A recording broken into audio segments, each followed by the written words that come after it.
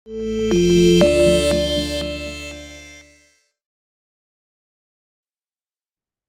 terima kasih Bu Lani. Terima kasih Bu Intan untuk kesaksiannya juga sore hari ini, sangat memberkati. Baik, selamat sore Bapak Ibu sekalian. Kita akan mendengarkan firman Tuhan. Izinkan saya share screen dulu. Tema saya pada sore hari ini adalah Yesus dan penyakit. Oke, baik Bapak Ibu sekalian. Kalau kita berbicara mengenai Yesus dan penyakit Bapak Ibu, kita tahu bagaimana Tuhan berjalan di muka bumi 2000 tahun yang lalu, dan dia berjalan dengan luar biasa, dengan penuh dengan kuasa. Dan Yesus berjalan di muka bumi, Yesus berjalan dan melakukan banyak hal, banyak mujizat. Tema kita adalah mujizat hari ini. Dan Yesus berkuasa dan telah mengalahkan semua penyakit, ya. Dan kita akan baca firman Tuhan hari ini diambil dari Yohanes 10 ayat 10 sampai 11. Nah, di sini Yesus berkata, "Aku datang supaya mereka mempunyai hidup." Ya. Jadi kalau di dalam Yohanes 10 ayat 10 sampai 11 dikatakan dari awal, pencuri datang hanya untuk mencuri dan membunuh dan membinasakan. Maksudnya pencuri di sini adalah iblis, ya, kuasa kegelapan yang berusaha menghalang-halangi Tuhan, berusaha menghalang-halangi kita untuk datang kepada Tuhan, berusaha mencuri damai sejahtera kita, berusaha menghancurkan kehidupan kita melalui sakit penyakit, melalui permasalahan-permasalahan. Dia berusaha untuk mencuri, membunuh, dan membinasakan. Tetapi Yesus katakan, "Aku datang supaya mereka mempunyai hidup dan mempunyainya dalam segala kelimpahan." Ya. Di sini Bapak Ibu sekalian, kata-kata Yesus katakan, aku datang ke muka bumi ini dari surga supaya mereka, yaitu kita semua, mempunyai hidup dan mempunyai dalam segala kelimpahan. Pertanyaan saya Bapak Ibu sekalian, pada waktu Yesus berkata seperti ini, ya, aku datang supaya mereka mempunyai hidup. Artinya selama ini orang-orang yang mendengar, murid-murid Tuhan, semuanya yang ada pada waktu itu, yang mendengar firman ini, ya, ketika Yesus katakan, aku datang supaya mereka mempunyai hidup, artinya sebelumnya mereka tidak memiliki hidup dan tidak memilikinya dalam segala kelimpahan. Karena itu Tuhan datang supaya kita semua mempunyai hidup dan mempunyainya dalam segala kelimpahan. Jadi Bapak Ibu sekalian, kalau dikatakan Tuhan Yesus datang untuk memberikan kepada kita hidup dan memberikan kepada kita hidup yang berkelimpahan, ya, artinya kelimpahan bukan saja dalam hal-hal yang physically, ya, dalam harta, tetapi kelimpahan di dalam kebenaran, kelimpahan di dalam damai sejahtera, kelimpahan di dalam kesehatan, kelimpahan di dalam seluruh kebaikan Tuhan, kelimpahan di dalam semua yang Tuhan rencanakan untuk setiap kita. Di sini juga Tuhan Yesus berkata, akulah gembala yang baik. Gembala yang baik memberikan nyawanya bagi domba-dombanya. Jadi Yesus datang bukan hanya untuk memberikan hidup kepada kita dan memberikan hidup yang berkelimpahan, tetapi dia pun memberikan nyawanya bagi domba-dombanya, yaitu setiap kita. Tuhan Yesus mati di atas kayu salib. Dia menyerahkan nyawanya. Dan firman ini, ketika Yesus berkata-kata di dalam Yohanes 10 ayat 11, dia belum naik ke atas kayu salib. Ya, tetapi dia sudah merencanakan semua ini. Bahwa dia akan memberikan, akan menyerahkan nyawanya untuk domba-dombanya, yaitu untuk setiap kita. Supaya kita mempunyai hidup dan mempunyainya di dalam segala kelimpahan. Jadi sebelumnya kita belum memiliki hidup. Ketika Yesus belum datang, kita semua belum memiliki hidup. Ya, sekalipun kita hidup secara fisik berjalan ke sana kemari, tetapi kalau Yesus belum datang di dalam kehidupan kita, Yesus belum datang di dalam hati kita, maka kita belum memiliki hidup yang sesungguhnya dan kita belum memilikinya di dalam segala kelimpahan. Jadi rencana Tuhan adalah supaya Dia datang dan memberikan kepada kita hidup dan hidup di dalam kelimpahan. Nah, terjemahan yang lain di dalam Yohanes 10 ayat 10 sampai 11, saya carikan referensinya dari The Passion Translation, dikatakan pencuri hanya memikirkan satu hal. Ia ingin mencuri, membantai, dan menghancurkan. Jadi kita tahu ya, iblis datang untuk mencuri kesehatan Bapak Ibu sekalian, untuk mencuri damai sejahtera Bapak Ibu sekalian, untuk mencuri harta benda Bapak Ibu sekalian. Ya, dia berusaha untuk membantai bahkan, ya, dan menghancurkan kehidupan Bapak Ibu sekalian. Jadi iblis berusaha untuk lakukan semua itu dengan berbagai cara. Tetapi aku, kata Yesus, datang untuk memberi kamu segala sesuatunya dalam kelimpahan. Ya, melebihi dari apa yang kamu harapkan. Yaitu hidup dalam segala kepenuhannya hingga kamu melimpah ruah. Akulah gembala yang baik, yang meletakkan hidupku sebagai korban persembahan bagi domba-dombaku. Jadi di sini lebih jelas lagi dikatakan, aku datang untuk memberi kamu segala sesuatunya di dalam kelimpahan. Jadi Bapak Ibu sekalian, kesehatan Bapak Ibu sekalian, itu telah diberikan Tuhan kepada kita semua yang percaya kepada Tuhan. Diberikan kepada kita segala sesuatunya. Kesehatan yang terbaik, berkelimpahan, dalam kelimpahan. Damai sejahtera di dalam kelimpahan. Segala sesuatunya di dalam kelimpahan. Hikmat di dalam kelimpahan. Melebihi dari yang kamu harapkan.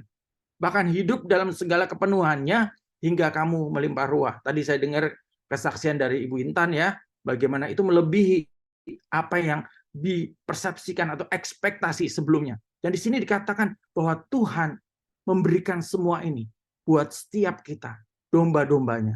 Ya, jadi di sini Bapak Ibu sekalian dikatakan kata baik ya, di sini akulah gembala yang baik. Kata baik itu di dalam bahasa Yunaninya adalah kalos. Artinya indah atau berbudi luhur, sangat baik, asli atau lebih baik dari segalanya. Jadi lebih dari ekspektasi kita sebagai orang-orang percaya, sebagai anak-anak Tuhan. Tuhan telah menyediakan lebih dari apa yang kita pikirkan, apa yang kita bayangkan. Bapak Ibu pengen sehat, Bapak Ibu ingin sembuh. Tuhan telah memikirkan jauh lebih dari itu semua. Dia ingin kita hidup di dalam kelimpahan akan kesehatan, kelimpahan akan damai sejahtera, kelimpahan akan hikmat, dan kelimpahan dalam segala hal, melebihi dari yang kita harapkan atau kita ekspektasikan, yaitu hidup dalam segala kepenuhannya hingga kamu melimpah ruah. Nah, Bapak Ibu sekalian, kalau kita lihat apa yang Yesus lakukan, ya, nubuatan Yesus di dalam kitab Yesaya, ya, di mana Yesaya ya waktu itu dipanggil itu 740 tahun sebelum kehadiran Tuhan Yesus, sebelum kelahiran Tuhan Yesus, 740 tahun sebelumnya atau 7 abad lebih sebelum Yesus lahir ya, mengawali tahun Masehi ya, pada usia kurang lebih 25 tahun Nabi Yesaya mendapatkan nubuatan ini, dan dia telah berkarya selama 40 tahun ya Nabi Yesaya. Jadi di dalam Yesaya 53 ayat 3 sampai 5 ini adalah nubuatan tentang Tuhan Yesus yang sudah digenapi oleh Tuhan Yesus. Dikatakan ia dihina dan dihindari orang, seorang yang penuh kesengsaraan dan yang biasa menderita kesakitan. Ia sangat dihina sehingga orang menutup mukanya terhadap dia, dan bagi kita pun dia tidak masuk hitungan.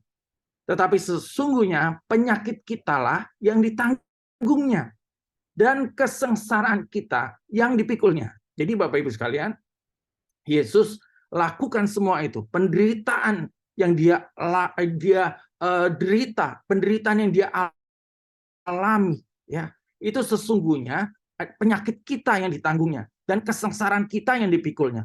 Jadi Bapak Ibu sekalian, Yesus sudah merencanakan ini semua, ya. Ketika Yesaya menuliskan nubuatan ini 7 abad sebelum Yesus lahir, dia sudah melihat akan apa yang akan terjadi 7 abad kemudian, bagaimana Yesus akan menyerahkan nyawa di atas kayu salib, dan dia menuliskan ya, tetapi sesungguhnya penyakit kitalah yang ditanggungnya, ditanggung oleh Yesus, dan kesengsaraan kita yang dipikulnya, dipikul oleh Yesus. Padahal kita mengira dia kena tulah, dipukul dan ditindas Allah, tetapi dia tertikam oleh karena pemberontakan kita. Dia diremukkan oleh karena kejahatan kita. Ganjaran yang mendatangkan keselamatan bagi kita ditimpakan kepadanya, artinya kepada Yesus, ya. Dan oleh bilur-bilurnya kita menjadi sembuh. Ayat ini begitu terkenal, orang sering mengutipnya ujungnya aja, Bapak Ibu sekalian, ya. Dan oleh bilur-bilurnya kita menjadi sembuh. Tetapi kalau Bapak Ibu baca secara keseluruhan di dalam kitab Yesaya 53, Bapak Ibu akan melihat bagaimana semua pengorbanan Tuhan Yesus ketika dia turun ke muka bumi, dia memberikan nyawanya, dia memberikan nyawanya bagi domba-dombanya sebagai gembala yang agung. Dia memberikan nyawanya kepada kita supaya kita hidup dan hidup di dalam kelimpahan, kelimpahan di dalam hikmat, kelimpahan di dalam damai sejahtera, kelimpahan di dalam kesehatan, dan kelimpahan di dalam berbagai hal. Tuhan ingin setiap kita tidak sakit, ya. Bapak Ibu sekalian, saya percaya sekali, sangat-sangat percaya kalau Yesus, Bapak Ibu bertemu dengan Tuhan Yesus, ya, Tuhan Yesus akan mengatakan hal yang sama. Aku tidak pernah ingin engkau menjadi sakit. Aku tidak pernah ingin dan tidak pernah merencanakan engkau sakit, karena semua itu adalah pekerjaan-pekerjaan kuasa kegelapan. Ya. Oleh karenanya Yesus naik ke atas kayu salib supaya dia memikul semua penyakit kita, kesengsaraan kita, dan semua yang hukuman yang seharusnya kita terima sebagai orang berdosa ditimpakan kepada Yesus, dan oleh bilur-bilurnya kita menjadi sembuh. Jadi di sini Yesus menggenapi nubuatan kitab Yesaya tentang penderitaan, sengsara hingga kematian di atas kayu salib sudah digenapi ketika Yesus naik ke atas kayu salib. Tujuannya supaya kita pun menggenapi nubuatan kitab Yesaya sebagai pewaris hak yang kita peroleh di dalam Kristus. Jadi Bapak Ibu sekalian, kematian Tuhan jangan disia-siakan. Penebusan Tuhan jangan disia-siakan. Tuhan sudah melakukan bagiannya. Bagian kita adalah menggenapi nubuatan kitab Yesaya sebagai pewaris hak yang kita peroleh di dalam Kristus. Apa hak dan warisan kita? Di situ dikatakan, tetapi sesungguhnya penyakit kita lah yang ditanggungnya dan kesengsaraan kita yang dipikulnya. Artinya Bapak Ibu sekalian, ketika Yesus menanggung penyakit kita, kita tidak harus menjadi sakit. Ketika Yesus telah menanggung kesengsaraan kita, kita tidak harus mengalami kesengsaraan. Dan ketika Yesus mendapatkan ganjaran, semua ditimpakan kepada dia, dan oleh bilur-bilurnya kita menjadi sembuh. Artinya hak itu, warisan itu telah diberikan kepada kita, dan bagian kita adalah menggenapi nubuatan kitab Yesaya ini. Itu mengambil warisan kita yang telah dipersiapkan Tuhan sejak dahulu kala. Baik, ada 3 kutuk yang dipatahkan kuasanya ketika Yesus mati di atas kayu salib. Yang pertama adalah kutuk dosa. Roma 6 ayat 23 berkata, sebab upah dosa ialah maut, tetapi karunia Allah ialah hidup yang kekal dalam Kristus Yesus Tuhan kita. Jadi Bapak Ibu sekalian, yang pertama, kutuk yang dipatahkan oleh Tuhan Yesus adalah kutuk dosa. Ya. Di atas kayu salib, Yesus telah menghancurkan dan mematahkan kutuk dosa. Sehingga sebagai anak-anak Tuhan yang sudah ditebus, yang menerima Tuhan, yang percaya kepada Tuhan, maka kita tidak harus lagi berbuat dosa. Karena dosa adalah bagian dari kehidupan lama kita dan telah ditinggalkan. Tuhan telah mematahkan kutuk atas dosa, sehingga ada jalan keluar dari semua dosa, itu pengampunan Tuhan Yesus. Yang kedua, kutuk yang dipatahkan kuasanya adalah perbudakan. Di dalam 1 Yohanes 2 ayat 15 sampai 17 dikatakan, sebab semua yang ada di dalam dunia, yaitu keinginan daging dan keinginan mata serta keangkuhan hidup, bukanlah berasal dari Bapa, melainkan dari dunia. Dan dunia ini sedang lenyap dengan keinginannya, tetapi orang yang melakukan kehendak Allah tetap hidup selama-lamanya. Jadi Bapak Ibu sekalian, kutuk kedua yang dipatahkan kuasanya di atas kayu salib oleh Tuhan Yesus adalah kutuk perbudakan. Kita tidak perlu lagi diperbudak oleh dosa, tidak perlu lagi diperbudak oleh keinginan-keinginan duniawi, keinginan daging, keinginan mata, dan keangkuhan hidup. Kita memiliki tujuan yang jelas. Bapak Ibu sekalian, kalau budak itu hanya melakukan apa yang disuruh oleh tuannya. Ketika kita diperbudak oleh dosa, ketika diperbudak oleh keinginan-keinginan duniawi, maka kita dipaksa oleh iblis, dipaksa oleh kuasa kegelapan untuk melakukan hal yang sia-sia. Tetapi syukur kepada Tuhan, dikatakan Yesus datang, ya. Dunia ini sedang lenyap dengan keinginan, tetapi orang yang melakukan kehendak Allah tetap hidup selama-lamanya. Yesus mematahkan kutub kedua, yaitu kutub perbudakan. Dan yang ketiga, Bapak Ibu, Yesus mematahkan kutub sakit penyakit. Yesaya 53 ayat 5 tadi kita sudah membacanya, dan oleh bilur-bilurnya, oleh bilur-bilur Tuhan Yesus, kita menjadi sembuh. Jadi Bapak Ibu sekalian, ada jalan keluar. Kutuk ketika dipatahkan kuasanya, sudah tidak ada lagi kuasanya. Sudah tidak dapat lagi mencengkeram kita. Sakit penyakit sudah tidak bisa mencengkeram anak-anak Tuhan. Sakit penyakit sudah tidak bisa mencengkeram setiap kita. Kita telah ditebus oleh darah Yesus. Dan kutuk sakit penyakit itu telah dihancurkan, dilucuti kuasanya. Dan tidak ada lagi kuasanya. Bapak Ibu sekalian, ketika di atas kayu salib, Yesus berkata, tetelestai. Ya, tetelestai itu artinya sudah selesai, sudah genap, sudah tuntas. Yohanes 19 ayat 30 berkata, sesudah Yesus meminum anggur asam itu, berkatalah ia, sudah selesai. Lalu ia menundukkan kepalanya dan menyerahkan nyawanya. Bapak Ibu, saya suka kata ini, tetelestai. Ya, sudah selesai, sudah genap, sudah dibayar lunas. Ya. Jadi kalau di dalam pengajaran Yahudi, ya, kata sudah selesai di dalam Taurat tetelestai itu memiliki arti membuat restitusi atau ganti rugi. Jadi dalam benak orang Yahudi, kata ini, ya, tetelestai ini memunculkan pemikiran untuk membayar atau membuat ganti rugi, untuk memulihkan atau mendamaikan atau membuat sesuatu kembali menjadi utuh. Jadi Bapak Ibu sekalian, ketika Yesus memberikan nyawanya di atas kayu salib, dia berkata sudah genap, sudah selesai, sudah lunas. Ya.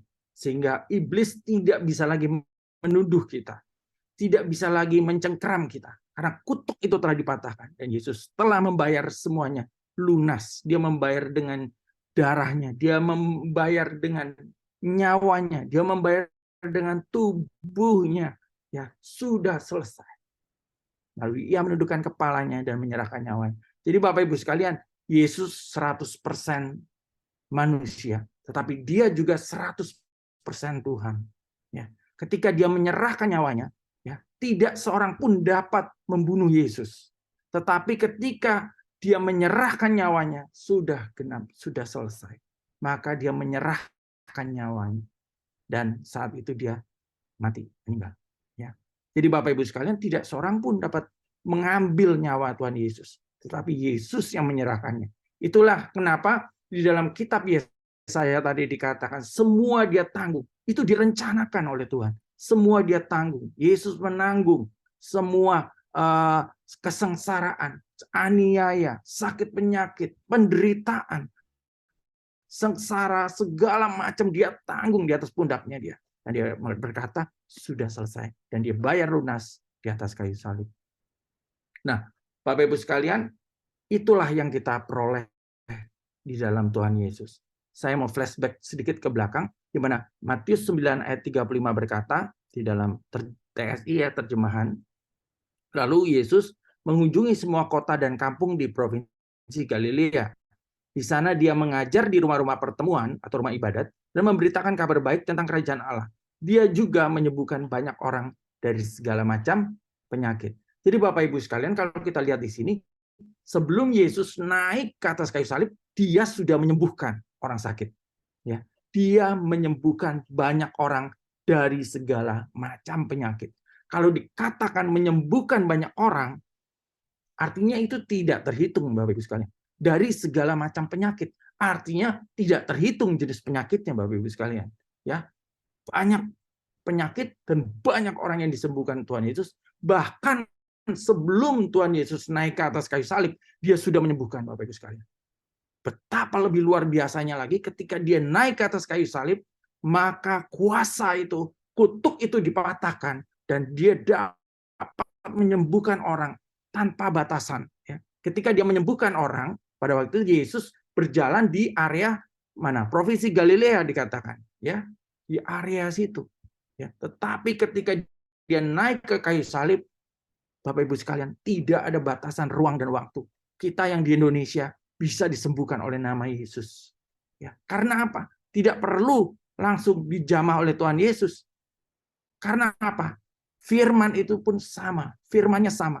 Ketika kita menerima kebenaran itu, percaya bahwa Tuhan Yesus mati di kayu salib untuk menebus dosa kita, menghancurkan kutuk perbudakan dan kutuk sakit penyakit, dan kita menerima kesembuhan itu, menerima dengan iman kesembuhan itu. Maka Bapak Ibu sekalian, sekalipun Bapak Ibu hidup di ujung, di pelosok manapun juga, firman itu tetap bekerja atas Bapak Ibu sekalian. Nah, 17 kali dalam Injil dikatakan Yesus menyembuhkan semua orang yang sakit berkumpul secara bersamaan. 17 kali dalam Injil. Dan 47 kali Yesus menyembuhkan satu atau dua orang dalam satu kali waktu yang bersamaan. Ya, ini yang dicatat dalam kitab Injil. Tetapi 0 kali atau kita tidak pernah menemukan Yesus menolak untuk menyembuhkan seseorang atau sekelompok orang. Jadi Yesus, orang-orang yang datang kepada Yesus selalu disembuhkan dan tidak pernah dia menolak orang untuk menyembuhkan. Ya. Nah, ini adalah fakta yang kita percaya atau kita yakini. Pertama, tidak ada penyakit yang tidak bisa disembuhkan oleh Tuhan. Ya, sebelum-sebelumnya saya sudah sempat cerita tentang ilustrasi mobil ya Bapak Ibu ya. Kalau Bapak Ibu punya mobil Honda rusak, dibawa ke bengkel Honda. Mobil Bapak Ibu Toyota rusak, dibawa ke bengkel Toyota. Tetapi kalau manusia rusak, manusia sakit, dibawanya kepada Tuhan karena spare part-nya semuanya ada di dalam Tuhan. Ya, jadi tidak ada penyakit yang tidak bisa disembuhkan oleh Tuhan. Yang kedua adalah Yesus tidak kenal lelah, mendengar dan menjawab doa kita. Dia adalah pendoa syafaat kita di surga, di hadapan Bapa, dan dia menampung setiap doa-doa kita di kirbatnya, dan dia bersyafaat untuk kita. Dan yang ketiga, Yesus berfokus pada 3 hal tadi sudah kita baca. Dia mengajar dalam rumah-rumah ibadat, memberitakan Injil Kerajaan Allah, dan melenyapkan sakit penyakit dan kelemahan tubuh. Ya. Jadi bisa dipastikan bahwa tindakan Yesus menjadi bukti yang kuat bahwa kehendak Tuhan bagi kita untuk selalu menyembuhkan. Jadi Yesus tidak pernah tidak menyembuhkan. Oke. Saya ingin menjelaskan cara kerja kesembuhan Bapak Ibu sekalian ya. Secara de jure ini sudah Tuhan lakukan. Saya catat ya, ada janji, deklarasi, keputusan, ada salib yaitu penebusan, janji di dalam firman Tuhan, dan otoritas yang diberikan oleh Tuhan Yesus. Jadi secara de jure kita sudah diperlengkapi. Kamu oleh bilur-bilur Yesus kamu sudah disembuhkan, dan seterusnya dan seterusnya. Banyak ayat yang menyebutkan bahwa kutuk sakit penyakit itu telah dihancurkan dan kita telah disembuhkan. Banyak ayat yang menceritakan bagaimana Yesus menyembuhkan orang sakit dari berbagai macam sakit penyakit. Jadi secara de jure ya, secara tertulis ini sudah terjadi, sudah dicatat dan sudah disahkan ya Bapak Ibu sekalian, sudah Tuhan lakukan ya. Janji, deklarasi dan keputusan berupa salib dan janji firman Tuhan serta otoritas yang diberikan. Yang berikutnya adalah bagian kita ya. Ada hub atau transisi di mana ini bagian kita yang harus kita lakukan, yaitu kita harus membangkitkan iman kita sebagai indera keenam ya untuk menerima janji Tuhan, percaya kepada janji Tuhan. Yang kedua, kita harus berkata-kata kepada penyakit untuk pergi dan supaya tubuh ini menjadi sembuh. Jadi kita harus memperkatakan ya, mengatakannya. Jadi iman dan perkataan ya. Dan yang ketiga adalah imajinasikan kesembuhan kita dan mulai bertindak sebagai orang yang sembuh. Bapak Ibu ingat ketika Yesus berkata kepada orang kusta yang 10 orang itu datang, Yesus cuma berkata apa? Pergilah, tunjukkan dirimu kepada imam. Yesus tidak mendoakan 10 orang kusta itu, Bapak Ibu sekalian. 10 orang kusta itu berbalik mencari imam. Ya, jadi mereka tuh beriman. Oh ya udah, Tuhan Yesus suruh ketemu dengan imam. Dia balik badan, jalan 10 orang itu menghadap ke imam. Di dalam perjalanannya sembuh, ya kan? Karena iman. Ya, mereka bertindak, ya, sebagai orang yang sembuh. Ya, waktu itu sembuh. Hanya satu, cuman yang balik kepada Tuhan Yesus untuk tersungkur dan berterima kasih kepada Yesus. Yang 9 bablas ya, pergi aja gitu ya. Nah, jadi di sini kita perlu imajinasikan kesembuhan kita dan mulai bertindak sebagai orang yang sembuh. Ya, Bapak Ibu sekalian, kalau Bapak Ibu lumpuh dan ada di kursi roda, percaya pada janji Tuhan, ya berkata kepada tubuh Bapak Ibu sekalian, saya nggak bisa ketemu Bapak Ibu sekalian secara fisikal ya, tapi mulai bertindak, mulai bangkit dari kursi roda. Firman Tuhan juga sampaikan kepada orang yang diturunkan dengan tilam oleh 4 orang dari atas genteng. Di situ dikatakan apa? Yesus berkata apa? Bangkit dan angkatlah tilammu dan berjalanlah. Jadi dia bertindak. Ya, Yesus tidak mendoakan, tetapi dia memerintahkan. Ayo bangkit, ya, angkat tilammu dan berjalanlah pulang. Gitu. Dan itu terjadi, Bapak Ibu sekalian. Jadi kita perlu bertindak ya. Jadi kita perlu bertindak. Dan Bapak Ibu sekalian, saya harus memberi catatan lagi kepada Bapak Ibu sekalian bahwa ada orang-orang yang berdoa secara langsung dan Tuhan menyembuhkan secara instan. Ya, itu yang dinamakan kesembuhan ilahi. Tetapi ada juga ya yang memerlukan obat atau bantuan dokter. Tetapi di sini pun tidak masalah Bapak Ibu sekalian. Dokter dan obat itu diberikan juga oleh Tuhan untuk memperlengkapi kita. Ya, dari mana hikmatnya apoteker atau peramu obat menciptakan obat? Dari mana hikmatnya ilmu kedokteran yang ada yang begitu rumit dengan fungsi-fungsi tubuh kita dari ujung kepala sampai ujung jari kaki. Ya, semua hikmatnya dari Tuhan, ilmunya dari Tuhan. Jadi Bapak Ibu sekalian jangan merasa bersalah kalau Bapak Ibu pergi ke dokter atau minum obat. Oh ini orang nggak beriman ini. Ya bukan begitu Bapak Ibu sekalian. Obat itu dari Tuhan juga, dokter juga dari Tuhan. Ya. Dan kalau Bapak Ibu disembuhkan secara kesembuhan ilahi, bisa segera sembuh instantly. Puji Tuhan Bapak Ibu sekalian. Tetapi kalau Bapak Ibu pun harus mengalami di kemo, mungkin mengalami harus dioperasi, harus minum obat, itu pun tidak masalah. Semua Tuhan telah lakukan yang terbaik buat Bapak Ibu sekalian. Intinya adalah secara de jure Bapak Ibu sudah sembuh. Ya. Tetapi harus ada tindakannya. Tindakannya bisa Bapak Ibu beriman, berkata kepada penyakit ini, ya kan, berdoa kepada Tuhan. Kalau Tuhan izinkan sembuh instantly, puji Tuhan. Tetapi kalau Bapak Ibu harus minum obat ataupun harus pergi ke dokter, itu pun tidak masalah. Ya. Tuhan tetap bekerja di dalam segala hal, mendatangkan kebaikan buat setiap kita yang mengasihi Tuhan, yang terpanggil sesuai dengan rencana Allah.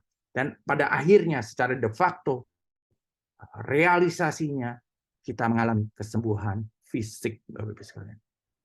Baik, Bapak Ibu sekalian, kita sudah di penghujung. Saya ingin mengundang Bapak Ibu sekalian untuk menaruh tangan Bapak Ibu sekalian di bagian yang sakit, ya. Untuk para konselor bisa mengarahkan tangan masing-masing ke layar.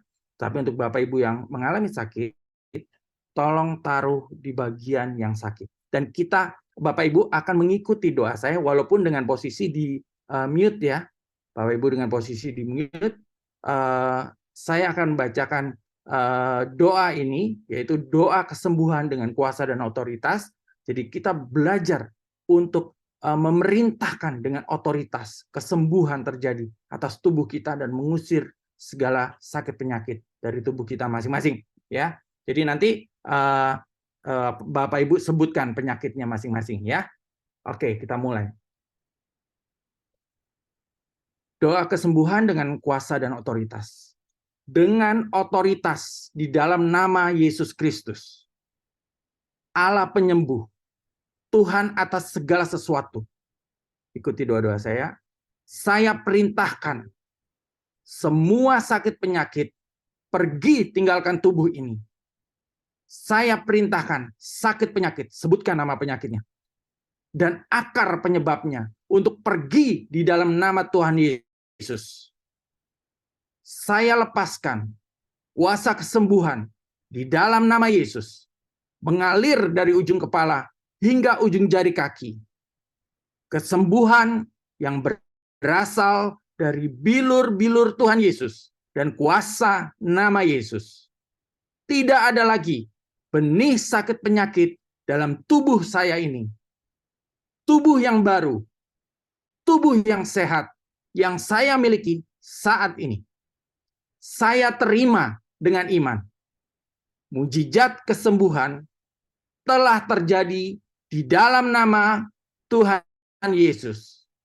Saya telah disembuhkan dan dipulihkan secara menyeluruh oleh nama Yesus. Terima kasih Tuhan. Saya bersyukur atas kebaikan dan kasih setiamu. Di dalam nama Yesus, saya berdoa. Amin. Baik, saya akan berdoa untuk Bapak Ibu sekalian. Bapak yang Maha Baik, terima kasih Tuhan. Kami bersyukur Tuhan. Dan saat ini Tuhan, sekali lagi hamba lepaskan kuasa kesembuhan mengalir atas semua peserta, partisipan yang hadir pada sore hari ini, pada malam hari ini. Karena Bapak perintahkan semua sakit penyakit pergi meninggalkan tubuh mereka. Di dalam nama Tuhan Yesus, kuasa kesembuhan terjadi dan mujizat Allah dinyatakan. Terima kasih Tuhan. Kami percaya Tuhan, secara de jure Engkau telah membebaskan kami. Dan kami sadar Tuhan, kami perlu bekerja sama dengan Engkau Tuhan. Untuk beriman, percaya kepada Tuhan, memperkatakan dan mulai bertindak. Dan kami percaya Tuhan, bahwa kami telah disembuhkan. Secara fisik, kami telah disembuhkan. Dan tidak ada lagi sakit penyakit. Di dalam nama Tuhan Yesus, kami berdoa. Kami mengucap syukur. Dan kami menerima kesembuhan yang daripada Tuhan. Haleluya. Kami bersyukur. Terima kasih Bapak. Amin.